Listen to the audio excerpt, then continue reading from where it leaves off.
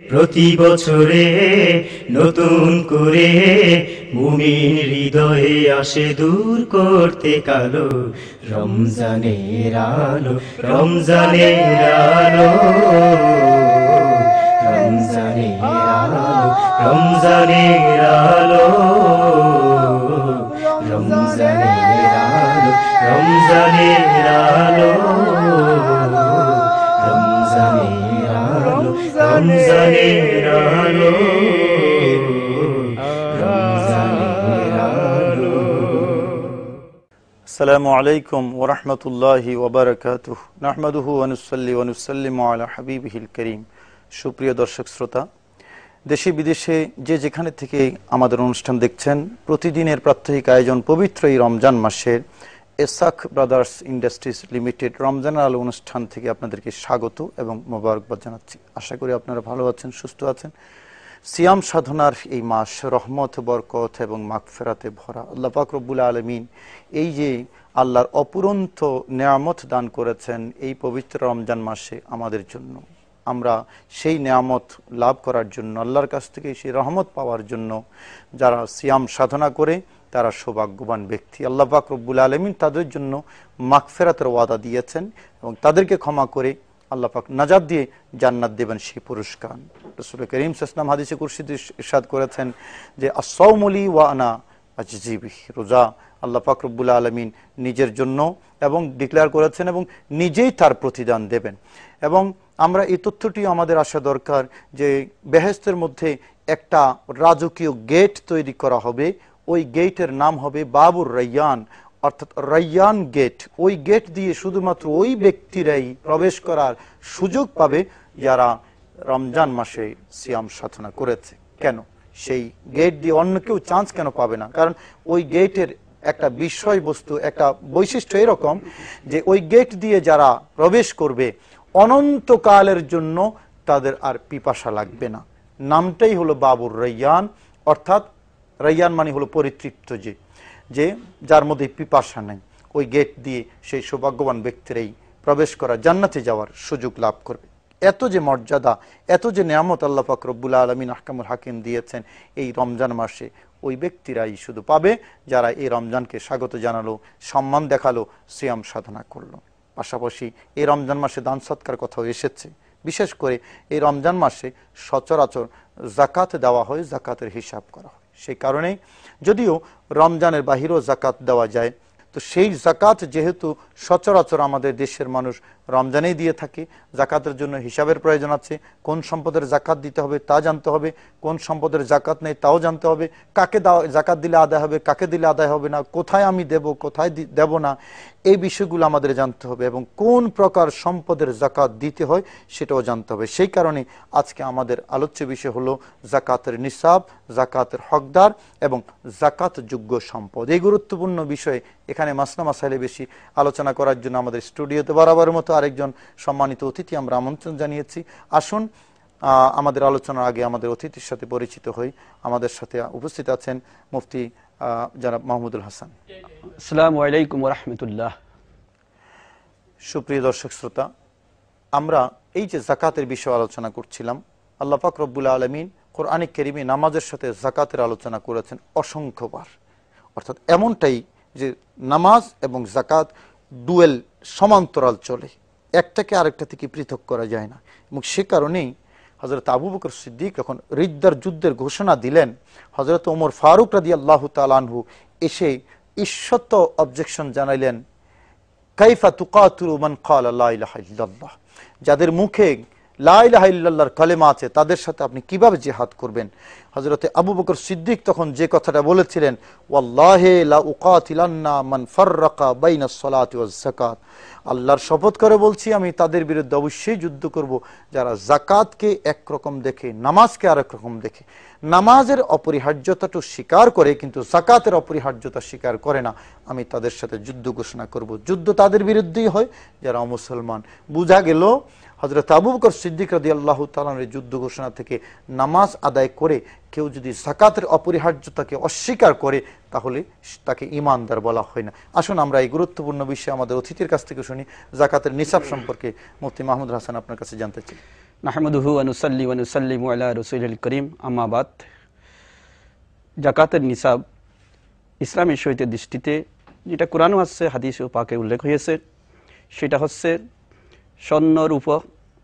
স্বর্ণ হচ্ছে 7.5 বলি এবং রূপার ক্ষেত্রে 52 তোলা, অথবা সেই পরিমাণ টাকা নগদ অর্থ যদি থাকে, 1 বছর যদি পূর্ণ হয়, জরুরিয়াতে আসলিয়া যেটাকে বলা হয়, অর্থাৎ মৌলিক চাহিদা প্রয়োজনীয় বস্তু ব্যতীত যে ব্যক্তির কাছে এই সম্পদের যে ব্যক্তি মালিক হবে, ওই ব্যক্তি ওই পরিমাণ সম্পদের অর্থ নগদ থাকলেও সেই ব্যক্তি যাকাত আদায় করতে হবে। 7.5 তোলা স্বর্ণ অথবা 52 তোলা রূপা অথবা তার সমপরিমাণ অর্থ যদি কারো কাছে থাকে, জরুরত আসলে বাদ দিয়ে, অর্থাৎ মৌলিক প্রয়োজনীয় বাদ দিয়ে, যেমন ঘরে আসবাবপত্র, বিভিন্ন কিছু এরকম ব্যবহারিক বিষয়, বিশেষ করে যে বাসস্থান, যেটা ঘর বাড়ি, ওইগুলি বাদ দিয়ে যদি কারো কাছে এই পরিমাণ সম্পদ কেউ অধিকারী হয়, অবশ্যই যাকাত দিতে হবে, তাকে যাকাত দিতে হবে।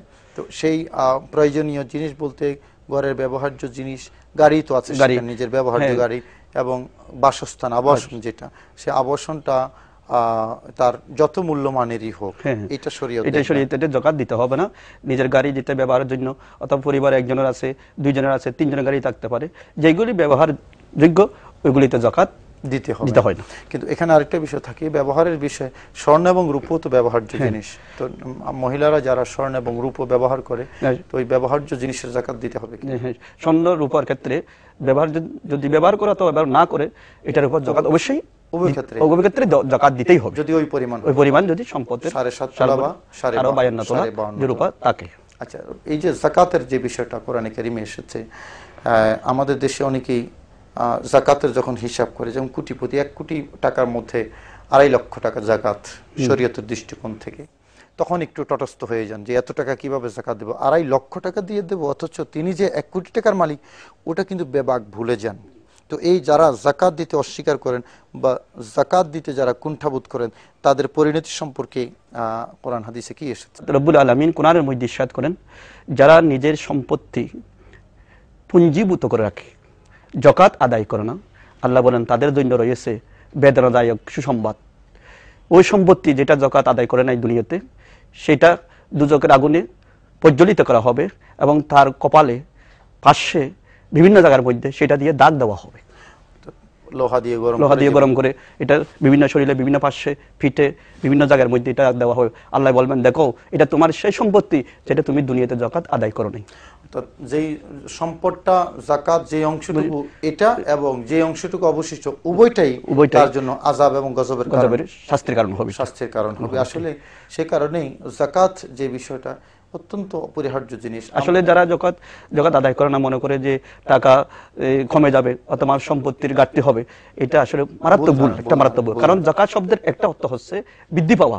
যাকাত যত বেশি দিবে, ঠিক মতো দিবে, তত যাকাত সম্পত্তি তত বৃদ্ধি পাবে। এটা রব্বুল আলামিন নিজেরই ঘোষণা। হাদিস শরীফের মধ্যে নবীজি এই ব্যাপারে অনেক উদ্বুদ্ধ করছেন। তাহলে আমাদের একটা ভুল ভ্রান্ত ধারণা হচ্ছে যাকাত আদায় করলে টাকা কমে যায়, এটা আসলে মারাত্মক ভুল। হাদিসের মধ্যে মা নাকাসা মালুন বিসাদকা, অর্থাৎ সদকার মাধ্যমে, দানের মাধ্যমে মানুষের সম্পদ কমে না। আরেকটা হাদিসের মধ্যে আছে, নবীজি ইরশাদ করেছেন, যে ব্যক্তি সম্পদ আদায় করে না, অবশ্যই তার সম্পদ একদিন না একদিন ধ্বংস হয়ে যাবে। যাকাত আদায় করে না, তার সব সম্পদ একদিন যে কোনো কারণে, বিপদে অথবা বিভিন্ন অ্যাক্সিডেন্টে, দুর্ঘটনায় সে সম্পদ হারিয়ে চলে। মুফতি সাহেব, আরো শুনবো আপনার কাছ থেকে। এই পর্যায়ে আমরা, আমাদের দর্শক অপেক্ষা করছেন, 2টি প্রশ্ন নিয়ে আমরা আউটডোর থেকে প্রশ্নগুলো নিয়ে আসি। আমি একটি গুরুত্বপূর্ণ প্রশ্ন আপনার কাছে জানতে চাচ্ছি, শরীয়তের দৃষ্টিতে কাদেরকে যাকাত দেওয়া যায়? হুজুর, যেসব সম্পদ বা প্রপার্টিতে ট্যাক্স দেওয়া হয়, আমরা ট্যাক্স দিই, ওসবের উপর কি যাকাত কি ধার্য, মানে এটা কি নেসেসারি দিতে হবে, এটা আমি একটু জানতে চাচ্ছিলাম। ধন্যবাদ দর্শক শ্রোতা আপনাদেরকে। অনেক গুরুত্বপূর্ণ 2টি প্রশ্ন পেলাম। কাদেরকে যাকাত দেওয়া যাবে, প্রথম প্রশ্ন শরীয়তের দৃষ্টিকোণ থেকে, এবং যে সম্পদের ট্যাক্স দেওয়া হয় সে সম্পদের যাকাত দিতে হবে কিনা, আমরা প্রথম প্রশ্ন দিয়ে শুরু করি। সুনির্দিষ্টভাবে কাদেরকে যাকাত দেওয়া যাবে? আল্লাহ সুবহানাহু ওয়া তাআলা এই প্রসঙ্গে ইরশাদ করেছেন সূরা তাওবার মধ্যে, ইন্নামাস সাদাকাতু লিল ফুকারা'i ওয়াল মাসাকিন ওয়াল আমিলিনা আলাইহা ওয়াল মুআল্লাফাতি কুলুবুহুম ওয়াল ফির রিকাবি ওয়াল গারিমিনা ফি সাবিলিল্লাহ ওয়া ইবনাস সাবিল ফরিদাতাম মিনাল্লাহ। রব্বুল আলামিন ইরশাদ করেন যাকাত তাদের জন্য যারা নিঃস্ব, যারা গরিব মিসকিন, যারা যাকাত সংযুক্ত কর্মচারী নিযুক্ত ব্যক্তি আছে, আমিলিন যারা তাদেরকে বলা হয়, যারা নৌ মুসলমান তাদেরকে ইসলামের দিকে আকৃষ্ট করার জন্য, দাবিত করার জন্য, বিশেষ করে দাস মুক্তির জন্য, এবং যারা ঋণগ্রস্ত ঋণ পরিশোধ করার জন্য, সহযোগিতার জন্য, অফি সাবিলিল্লাহ যারা রাস্তায় জিহাদ করতেছেন, সংগ্রাম করতেছেন, যাদেরকে মুজাহিদ বলা হয় তাদের জন্য। আর সর্বশেষ যেটা রব্বুল আলামিন বলছেন ওয়াফি সাবিলিল্লাহ ওয়াবিনাস সাবিল ওয়াবিনাস সাবিল যারা মুসাফির তাদের জন্য যাকাত ফরিদাতাম মিনাল্লাহ। আল্লাহ বলছেন এটাই হলো আমার বিধান। এখানে 8টি খাতের কথা বলা হয়েছে, যে প্রথম থেকে শেষ পর্যন্ত রব্বুল আলামিন কোরআনের মধ্যে 8টা খাতে বলছেন। তবে যেটা মুআল্লাফাত কুলুবুহুম যেটা রব্বুল আলামিন বলছেন ওই সময়ের এটা প্রয়োজন ছিল। পরবর্তী নবীজি করিম সাল্লাল্লাহু আলাইহি ওয়াসাল্লামের ওফাতের পরে পরবর্তী সাহাবায়ে কিরাম ওইটার উপর ওই আয়াতের উপর আমল করেন নাই এবং এই আয়াতের হুকুমকে রহিত মনে করেছেন। যেমন ফারুক আযম রাদিয়াল্লাহু তাআলা আনহু হাদিসের মধ্যে ইরশাদ করেছেন ইন্না না নুতি আলাল ইসলামে শাইয়ান আমান শাহ ফালিয়ুমিন ওমান শাহ ফালিয়াকফুর। আমরা ইসলাম গ্রহণ করার জন্য কোনো কিছু আমরা দিব না কাউকে, সেই ইসলাম গ্রহণ করুক অথবা না করুক। এটা প্রাথমিক যুগে মানুষকে উদ্বুদ্ধ করার জন্য এটা প্রথমে দেওয়া হয়েছিল। এই হুকুম কিন্তু এখন আর বলবৎ নেই, এটা রহিত হয়েছে। এছাড়াও যাদেরকে যাকাত দেওয়া যাবে, আমরা তো মৌলিক যে হেডলাইন গুলো আমরা কোরআনে কারিমে পেয়েছি, ফকির, মিসকিন। তো এখন সন্তান ধনাঢ্য ব্যক্তি আছে, বাবা গরিব মানুষ, সন্তানকে তাকে যাকাত দিতে পারবে? হ্যাঁ, যেহেতু কোরআনের মধ্যে আমি যে এটা আপনার উল্লেখ করেছি সেটা হচ্ছে মৌলিকভাবে। এই ব্যাপারে বিস্তারিত বিশ্লেষণ আছে ফিকহ ফাতোয়ার কিতাব ইসলামিল ওর মধ্যে। হ্যাঁ, যাকাত কাকে কাকে দেওয়া যাবে, কাকে দেওয়া যাবে না। যেমন যাকাত দেওয়া যাবে না বাবা ছেলেকে, বাবা ছেলে বাবাকে, অর্থাৎ আসল পরাকে পজা আসলকে দেওয়া যাবে না। এবং যাকাত দেওয়া যাবে নিজের ভাইকে, নিজের খালা, খালু, মামা যারা আছে, এরকম আত্মীয় স্বজন যারা আছে তাদেরকে যাকাত দেওয়া যাবে। আবার স্বামী স্ত্রীকে, স্ত্রী স্বামীকে যাকাত দেওয়া বৈধ নয়, দিতে পারবেন। এটা নিজের বাতিজাকে দিতে পারবে, যেহেতু সেটা আসল না। এবং যারা হাশিমি বংশ অর্থাৎ নবীজির বংশধর পিতার দিক দিয়ে, যাদেরকে আলে রসুল বলা হয় বা আওলাদ রসুল যাদের বলা হয়, নবীজির বংশধর যারা, তাদেরকে যাকাত, তারা যদি গরিবও হয়, একেবারে নিঃস্ব হয়, তারপরেও তাদেরকে যাকাত দেওয়া বৈধ নয়। দাদা দাদি নানা নানিকে যাকাত দেওয়া যাবে না, যেহেতু তারা আসলের মধ্যে পড়ছে। অর্থাৎ মা এবং বাবার দিকে উপরে যারা আছে, যারা আসল, তাহলে মায়ের বাবা দাদা, তারপরে দাদার বাবা আমার পরদাদা, নানা দাদা দাদি যত নিচের দিকে, এবং নানা নানি ওদেরকে যাকাত দেওয়া সম্পূর্ণ অবৈধ। তবে এইভাবে আবার নিজের ছেলেকে যেভাবে যাকাত দেওয়া অবৈধ, তেমনি করে ছেলেকে অর্থাৎ নাতি নাতনি এইভাবে নিচের দিকে যত আছে ছেলের দিকে আর মেয়ের দিকেও মেয়েকে তাদেরকেও যাকাত দেওয়া অবৈধ। মেয়ের ছেলেকেও অবৈধ, যাওয়া যাবে না। হ্যাঁ, এবং অর্থাৎ চেইনটা এরকম। তবে একটা ক্ষেত্রে পুত্রবধূ যেটা আছে তাকে যাকাত দেওয়া যাবে, পুত্রবধূকে যাকাত দেওয়া যাবে, সে তো আর আমার রক্তের সম্পর্ক আছে। তাহলে চেইনটা এরকম যে যিনি যাকাত দিচ্ছেন ওনার মা এবং বাবার দিকে উপরে যারা আছেন এবং ওনার ছেলে এবং মেয়ের দিকে নিচে যারা আছেন তাদের কাউকে যাকাত দেওয়া যাবে না।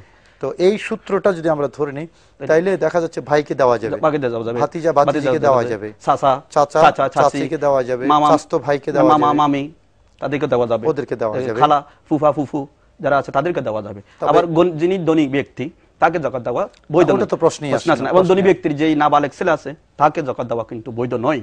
এবং তার যদি কোনো আজাদকৃত গোলাম থাকে, যদি ধনী ব্যক্তির গোলামকেও যাকাত দেওয়া অবৈধ, সম্পূর্ণ অবৈধ, যেহেতু সে তার। আমাদের দেশে অবশ্য দাস প্রথা এখন নাই, শরীয়তের দাস প্রথা নাই এখন। তাহলে ধনী ব্যক্তি এবং ধনী ব্যক্তির ছেলে নাবালক ছেলেকে, আচ্ছা ধনী ব্যক্তির যদি প্রাপ্তবয়স্ক ছেলে হয় এবং সে যদি গরিব হয়, হ্যাঁ, ধনী ব্যক্তি প্রাপ্তবয়স্ক যদি ছেলে হয়, সে যদি গরিব হয়, তাকে যাকাত দেওয়া বৈধ, যেহেতু ও তার পিতা তার দায়িত্ববান না, দর্শক শ্রোতা এই জায়গায় একটু কনফিউশন তৈরি হতে পারে। আসলে এটাই সঠিক কথা যে একজন কোটিপতি মানুষ, তার ছেলে আছে, মনে করেন তার ছেলের নামে কোনো সম্পদ নাই, তার বাবাও তার ছেলেকে কোনো সম্পদ দেয় নাই, তো তাকে আমরা কি ধনী বলবো না গরিব বলবো? যেহেতু বালেগ, আমাদের শরীয়তে যতদিন নাবালক আছে, নাবালেগ অবস্থায় থাকা অবস্থায় তার দায় দায়িত্ব কিন্তু পিতা এবং মাতার উপর থাকে। যখন সে বালেগ হয়ে যায় তখন আর হতে পারে কোটিপতি বাবার ছেলে, কিন্তু ইসলামী শরীয়ত তাকে কিন্তু ধনী হিসাবে ট্রিট করে না। এবং এই যৌক্তিক কারণে তাকে যাকাত দেওয়া ইসলামী শরীয়তে বৈধ হবে। আমরা দ্বিতীয় প্রশ্নে যাই, ট্যাক্সের কথা। যে সম্পদের ট্যাক্স দেওয়া হয় সেই সম্পদের যাকাত হবে কিনা সংক্ষেপে বলতে হবে। এটা একটা গুরুত্বপূর্ণ মাসাইল, যেটা ট্যাক্স আর যাকাতের মধ্যে তফাৎ আছে, ভিন্নতা। প্রথমে আপনি বলেন যেই সম্পদের ট্যাক্স দেওয়া হয় সেই সম্পদের যাকাত দিতে হবে কিনা। হ্যাঁ, যদি এটা নেশাব পরিমাণ সম্পত্তির মালিক হয়, ট্যাক্স দেওয়ার পরে অবশ্যই অবশ্যই এটা দিতেই হবে, যাকাত দিতেই হবে। কারণ ট্যাক্স আর যাকাত পার্থক্য রয়েছে। যেমন যাকাত হচ্ছে একটা ফরজ ইবাদত, যেটা রব্বুল আলামিন ফরিদা মিনাল্লাহ বলছেন। এটা হলো ফরজ ইবাদত, এটা হলো তাকাররুব ইলাল্লাহ, আল্লাহর নৈকট্য অর্জন করার একটা বিধান। কিন্তু ট্যাক্স তার বিপরীত। ট্যাক্স কোনো একটা ইবাদত নয়, এটা কোনো তাকাররুব ইলাল্লাহ নয়, এটার দ্বারা কেউ আল্লাহর নৈকট্য অর্জন করতে পারে না। এক। দ্বিতীয় হচ্ছে যাকাতের মধ্যে নিয়ে শর্ত। কিন্তু এটা আরেকটা বিষয় এখানে আছে, ট্যাক্স যা দিচ্ছে ট্যাক্সটা কি একেবারেই ইবাদত নয়? কারণ এই ট্যাক্স দিয়ে কিন্তু জনহিতকর কাজ হয়। সরকারকে যারা ট্যাক্স দেয় এটা দিয়ে কিন্তু আপনার রাস্তাঘাট, তারপরে ব্রিজ, মানুষের মানে রাষ্ট্রের দায়িত্বে যে কাজগুলো আছে সেগুলো, এখানে কিন্তু মানুষের উপকার। আমি বলছিলাম যে ফরজ ইবাদত নয়, আমি যে ফরজ ইবাদত নয়, হ্যাঁ, ট্যাক্সের মাধ্যমে মানুষের উপকার হচ্ছে, গরিব মিসকিনের সহায়তা হচ্ছে, বিভিন্ন জনের পাবলিকের সহায়তা হচ্ছে, এটাই হিসেবে ইবাদত। কিন্তু এটা ফরজ ইবাদত নয়। দ্বিতীয়, সেজন্য মানে শরীয়তের দৃষ্টিতে ফরজ ইবাদত নয়, এটা রাষ্ট্রীয় আইন, অবশ্যই দিতে হবে এবং আমরা দেওয়ার জন্য উদ্বুদ্ধ করব। আর দ্বিতীয় পার্থক্য হচ্ছে ফরজ ইবাদত নয় বিদায় ট্যাক্সের মধ্যে নিয়ত শর্ত নয়, কিন্তু যাকাতের ক্ষেত্রে অবশ্যই নিয়ত করতে হবে। যদি কেউ যদি নিয়ত না করে তাহলে যাকাত হবে না। দ্বিতীয় হচ্ছে ট্যাক্স হলো সরকারের পক্ষ থেকে এটা একটা বিধান, সরকার অথবা রাষ্ট্র, কিন্তু যাকাত হলো রব্বুল আলামিন হাকামুল হাকিমিন, অর্থাৎ আল্লাহ রাসূলের পক্ষ থেকে এটা একটা বিধান। তাহলে এটা হচ্ছে আল্লাহর বিধান, এটা হচ্ছে পাবলিক বা সরকারের বিধান, এক্ষেত্রে কিন্তু পার্থক্য। আরেকটা পার্থক্য যেটা আমরা দেখতেছি, যে অনেক সময় দেখা যায় ট্যাক্স দেওয়ার পরও অধিক সম্পত্তির মালিক থাকে, কিন্তু আবার ট্যাক্স যিনি দেন তার 20,000 টাকা বেতন যদি হয়, এই মালিক নিসাব পরিমাণ সম্পত্তির মালিক না হলেও ট্যাক্স দিতে হয়। তাহলে কিন্তু এক্ষেত্রে যে ব্যক্তি মালিক নিসাব নয় তার উপর ট্যাক্স দিতে হয়, যাকাত দিতে হয় না। আর আরেকটা পার্থক্য আমরা দেখতেছি, যেটা যে ট্যাক্স হচ্ছে সরকারের পক্ষ থেকে, ওইটা তো আল্লাহর পক্ষ থেকে হচ্ছে, এবং বিশেষ করে ট্যাক্স যেটা এটার মধ্যে পরিবর্তন হয়, চেঞ্জ হয়, কিন্তু যাকাতের যে বিধান এটার মধ্যে চেঞ্জ হয় না। এবং যাকাতের একটা যে খাত মাসারিফের যাকাত আছে, কিন্তু ট্যাক্সের ক্ষেত্রে সেই জিনিসটা নাই। বৃদ্ধ পাই, অনেক সময় বাড়তি হয়, অনেক সময় সরকার এটা রহিত করতে পারে, কিন্তু যাকাত এটা কিয়ামত পর্যন্ত এটা থাকবে এবং এটা সবাই যার উপর। আপনাকে আরো শুনবো, আমরা আমাদের দর্শক অপেক্ষা করছেন, আমরা আরো দুটি প্রশ্ন নিয়ে আউটডোর থেকে আবার ফিরে আসি। যাকাতের টাকা দিয়ে স্কুল কলেজ এবং রাস্তাঘাট করা যায় কিনা, এটা জায়েজ আছে কিনা, এটা আমার প্রশ্ন। হুজুর, ইদানিংকালে টেলিভিশন চ্যানেলের খরচ নির্বাহের জন্য যাকাত কালেকশন করা হয়। আমার প্রশ্ন হচ্ছে এই ধরনের যাকাত আদায় হবে কিনা। আরো গুরুত্বপূর্ণ দুটি প্রশ্ন আমরা পেলাম, একটা হলো যাকাতের টাকা দিয়ে রাস্তাঘাট, স্কুল কলেজ নির্মাণ করা যাবে কিনা, এবং দ্বিতীয় আরেকটি প্রশ্ন যেটা খুব গুরুত্বপূর্ণ প্রশ্ন, ইদানিংকালে টিভি চ্যানেল পরিচালনার জন্য যাকাতের টাকা কালেকশন করা হচ্ছে, এই দুটি প্রশ্ন করা হচ্ছে। তো প্রথম প্রশ্ন, আমরা স্কুল কলেজ প্রায় অভিন্ন, এক কথায় যাকাতের টাকা দিয়ে স্কুল কলেজ রাস্তাঘাট কোনো কিছুই বৈধ না, সম্পূর্ণ হারাম। এটা নির্মাণ করা যাবে না, এটা ওটার খাত সুনির্দিষ্ট, যেটা একটু আগে বলছেন ইন্নামাস সাদাকাতুল লিল ফুকারা, রব্বুল আলামিন ইন্নামা শব্দ দিয়ে এটা নির্দিষ্ট নির্ধারণ করেছে। আর দ্বিতীয় হলো যে টেলিভিশনে অ্যাড দেওয়া হচ্ছে যে আপনার যাকাতের অংশে এই টেলিভিশনে দেন, সেটা কতটুকু বৈধ? যাকাত এটা যেহেতু রব্বুল আলামিন নিজেই যাকাতের খাত মাসরিফুল যাকাতকে নির্ধারণ করেছেন, এর বাইরে গিয়ে কেউ টেলিভিশন অথবা অন্য কাজের জন্য, এটা তো একটা কোরআন পরিপন্থী একটা আমলকতা, যেটা কোরআনের সাথে সরাসরি সাংঘর্ষিক হচ্ছে। অতএব কোরআনের আলোকে, হাদিসের আলোকে, প্রেক্ষাপটের আলোকে সম্পূর্ণ টিভি চ্যানেল বা যে কোনো কাজের জন্য যাকাত নেওয়া বা বলা এটা হারাম, এটা একটা প্রতারণার শামিল। দর্শক শ্রোতা, আসলে এই যে বিভ্রান্তিগুলো, টেলিভিশনের কথা কোরআন শরীফের মধ্যে যাকাত দেওয়ার কথা কিন্তু বলা হয়নি। আল্লাহ পাক রব্বুল আলামিন 8টি খাত তৈরি করে দিয়েছেন। আমরা টেনে হিসড়ে এই জায়গা থেকে সরে আমরা কোথায় নিয়ে যাচ্ছি? যাকাত আদায় হওয়ার জন্য যেমন নিয়ত প্রয়োজন, পরিমাণ নির্দিষ্ট পরিমাণাতে, এবং কোথায় যাকাত দিলে যাকাত আদায় হবে এটাও কিন্তু ক্লারিফাই করা আছে আমাদের শরীয়তে, এবং সুনির্দিষ্টভাবেই করা আছে। তো আমরা যারা ফি সাবিলিল্লাহ বলে, আল্লাহর রাস্তা বলে আমরা যারা চালিয়ে দিচ্ছি, আল্লাহর রাস্তা আল্লাহ পাক যেভাবে বলেছেন সেভাবে না করে আমরা একেবারে গোটা বাংলাদেশ জুড়ে যদি আল্লাহ রাস্তাটাকে প্রশস্ত করে দেই, তাহলে কিন্তু এখানে সব কিছু ঢুকে যাবে। আমাদের কোটিপতি যারা, ইনারাও কিন্তু আল্লাহর রাস্তায় যাচ্ছেন। তাইলে ওই আল্লাহর রাস্তায় গিয়ে যে ওনারাও জাকাত খাওয়া শুরু করেন, তাইলে কিন্তু গরিব আর মাটির উপরে থাকবে না, তাদের মাটির নিচে চলে যেতে হবে। আসলে এই ফি সাবিলিল্লাহ বলতে কি বোঝানো হয়েছে, রাসূল করিম সাল্লাল্লাহু আলাইহি ওয়াসাল্লাম, সাহাবায়ে কেরাম থেকে এটা সুনির্দিষ্ট ব্যাখ্যা কিন্তু আছে। সেই ব্যাখ্যা থেকে সুরে নতুন করে ব্যাখ্যার অবকাশ আমাদের হাতে নাই। আমরা তাই দেখছি যাকাত এটা গরিব এবং মিসকিনের হক, সেই হকটা যথাযথভাবে তাদের কাছে আদায় করাটা, এটাই কিন্তু শরীয়তের উদ্দেশ্য এবং আল্লাহ পাক রব্বুল আলামিন সেই কারণে যাকাতের কথা বলেছে। তো মুফতি সাহেব, আপনার কাছে ফিরে আসি। অলংকারের কথা বলতেছিলাম আমরা। অলংকার ব্যবহৃত হোক আর অব্যবহৃত, সবটাই যাকাত দিতে হবে। মিল কারখানা, এখন বর্তমান যুগে মিল কারখানা, এগুলার যাকাত কিভাবে হিসাব করা হবে? মিল কারখানার ফ্যাক্টরি যেটা আছে, যে যন্ত্রপাতি আছে, যন্ত্রপাতির উপর যাকাত ধার্য হবে না। তবে মিল কারখানা বা ফ্যাক্টরি থেকে উৎপাদিত যে মালামাল, সেটা বছরান্তে হিসাব করে যত টাকা প্রফিট হবে এবং ওই কাঁচামাল যেগুলি থাকবে সবগুলি একসাথে হিসাব করে 40 ভাগের 1 ভাগ অবশ্যই যাকাত দিতে হবে। ওটা অর্থাৎ তার মেশিনারিজ যেগুলো আছে, এই মোবাইল মেশিনারিজ গুলোর উপর যাকাত দিতে হবে, যন্ত্রপাতি যেগুলো আছে, আর এটার আউটপুট যেটা বের হবে, অর্থাৎ কাঁচামাল বলি বা এটা পণ্য বলি, এটার উপর যাকাত দিতে হবে। এবং এবং এটার প্রফিট যেটা টোটাল এক্সপেন্ডিচার ছাড়া, টোটাল খরচ ছাড়া তার বছরান্তে যেটা থাকবে, এটার উপর যাকাত দিতে হবে। আর ইদানিং কালে আরো কিছু ব্যবসা বাণিজ্য, আমাদের তো এখন তো সম্পদের সংজ্ঞাই পরিবর্তন হয়ে গেছে। খামার হচ্ছে, মাছের খামার, পোলট্রি খামার, তারপরে গরু বা ছাগলের খামার হচ্ছে।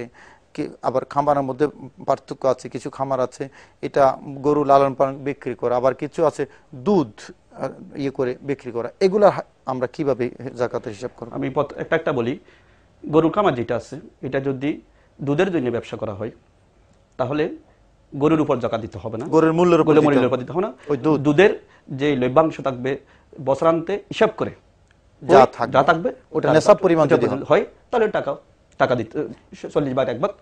ওকে। আর খামারটা যদি এমন হয় যে দুধ নয়, সে গরুটাই আপনার ইয়ে করতেছে, লালন পালন করতেছে, টার্গেট হলো এটা বড় হলে সে বিক্রি করবে, তখন গরুর যাকাত দিতে হবে অবশ্যই, যেহেতু এটা ব্যবসায়িক পণ্য হিসেবে, তখন মানে ব্যবসার হিসেবে ধরতে হবে এবং যাকাত দিতেই হবে। সেজন্য মুরগির খামার অবশ্যই দিতে হবে, যেহেতু মুরগি ব্যবসার জন্য করে। এটা কি মুরগির যাকাত দেবে, মুরগি দিয়ে দেবে না টাকা দিয়ে? না, টাকা দিয়ে, যেহেতু টাকা দিলে এটা আনফাউলিল ফকরা হয়, বছরান্তে প্রফিট যেটা হবে। আর মাছের খামার, হ্যাঁ, মাছের ক্ষেত্রে যেই টাকা যদি কিছু বিক্রি করে থাকে, ওইটা হিসাব রাখতে হবে, বছরান্তে করতে হয়।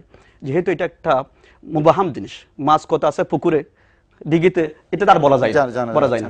অতএব সে করতে পারে কি, বছরান্তে যখন মাছ যেগুলি আছে এগুলি বিক্রি করে যত প্রফিট হবে ওইটা হিসাব করবে, এক। অথবা এহতিয়াতান একটা আনুমানিক করে, পুকুরে কত মাছ আছে, 10,000 বা 20,000 টাকা একটা আনুমানিক করে, বাকি টাকার সাথে একসাথে করে ওইটা হিসাব করে যাকাত। অনেকগুলো মাসালা আমরা শুনলাম আপনার কাছ থেকে। দর্শক শ্রোতা, আসলে যাকাত এটা একটা ফরজ ইবাদত। ইসলামের যে 5টি স্তম্ভ আছে তার মধ্যে মৌলিক একটা স্তম্ভের নাম কিন্তু যাকাত, এবং এটা খুব এই ক্ষুদ্র পরিসরে বলা খুব কঠিন। তা আমরা শুধু আপনাদের কাছে সেই মেসেজটা দিতে চাই যে যাকাত দিতে হবে। যাকাতের ব্যাপারে কোনো কনসিডারেশন নেই, আপনাকে দিতেই হবে। সেটা নামাজ অসুস্থ হলে কিন্তু ক্ষমা আছে, অসুস্থ হলে নামাজ ক্ষমা আছে যে আপনি পরে সুস্থ হলে আদায় করে দেবেন, কিন্তু যাকাত সুস্থ হোক আর অসুস্থ হোক সবার জন্য কিন্তু কম্পালসরি। এবং যাকাত না দিয়ে যদি কেউ কবরস্থানে যায়, তাহলে ওই যে মুফতি সাহেব যেটা বলেছেন যে ইয়াউমা ইউহমা আলাইহা ফি নারি জাহান্নামা ফাতুকওয়া বিহা হিবাহুম ওয়া জুনুবুহুম ওয়া যুহুরহুম, অর্থাৎ এটাকে লোহার ছড়িতে পরিণত করে এটাকে লাল করা হবে আগুন দিয়ে, এবং এটাকে আপনার শরীরের বিভিন্ন জায়গায় কিন্তু ঢুকানো হবে। এটা খুব আরামের জিনিস না, ব্যারামের জিনিস। সুতরাং এই ব্যারাম আসার আগে আমরা যাকাতটা গরিবের হাতে তুলে দিই। আল্লাহ আমাদেরকে তৌফিক দান করুন। দর্শক শ্রোতা, আপনারা এতক্ষণ আমাদেরকে সময় দিয়েছেন, মুফতি সাহেব সময় দিয়েছেন, আপনাদের সবাইকে ধন্যবাদ জানিয়ে আজকের মতো এখানে শেষ করছি। ভালো থাকুন, সুস্থ থাকুন। আসসালামু আলাইকুম ওয়া রাহমাতুল্লাহি ওয়া বারাকাতুহু। প্রতি বছরে নতুন করে মুমিন হৃদয়ে আসে দূর করতে কালো রমজানের আলো, রমজানের আলো। রমজানের আলো, রমজানের আলো।